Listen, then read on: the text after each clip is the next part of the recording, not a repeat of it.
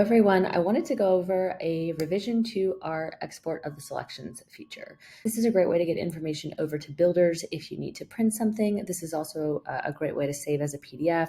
It'll have the link and information there. You can think of this as a spec export or your material schedules being printed. So rather than this being in a CSV, it's going to be in a table. It's going to look really nice. It's going to have the links there for you. Now, all of this is going to be generated obviously from the content that you have in Materio. So what is confirmed, what has shipped, etc.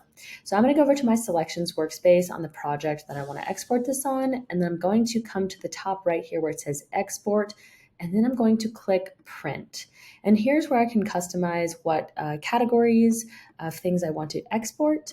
Let's say I wanted to do only the electrical and I wanted to do everything that was ordered, shipped, received, in progress, or complete. I could choose if I want to show the description or not. Sometimes we like to turn that off because it gets really long. I can choose if I want to show vendor information. So this is great if you want to hand it to a builder and you want them to do the ordering or you want them to have a reference for the link. And then you can optionally show the prices. Now this is going to be the prices, so client-facing price here. This is not going to be your cost. Again, this is the price for the item. So I'm going to go ahead and hit print. And when I do that, you'll see that it pops up.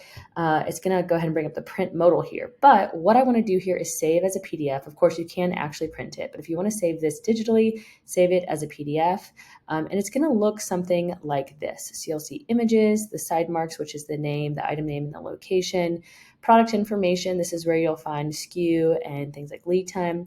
Specs, which is going to be dimensions, finish, and any other specs that you've put on that item. Quantity, price, status. Again, you'll see that when it says things like ordered, if there is a shipment expected date or an estimated ship date, it will show it right there. And then, of course, over here on the far right, a link to the product. So we're really excited to have this revised version. I'm actually just going to do everything so that we can see a little bit more, and I'll show you the description as well. So here's one where I'm printing out all of this information. You'll see where these descriptions can get really long. So that's sometimes the reason I like to take that off. You'll see that if there is tax on the item, it is included. Again, here's some more examples of shipped and the expected delivery dates, as well as ordered. So we're really excited for this new export. I think it's cleaner. It looks nice. It feels a little bit more like some of the FF&E templates that are out there where you build it into a spreadsheet. But the great thing is this is all automated in Materio based off the things that you're already working on. So there's no manual things to do here. We're just working along on our project and we're going to be able to easily hand this off.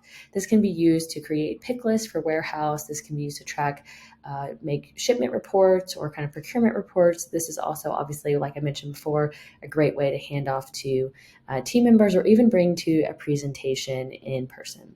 So we hope this is helpful. If you have any questions or feedback, you can always email us at hello@materio.co.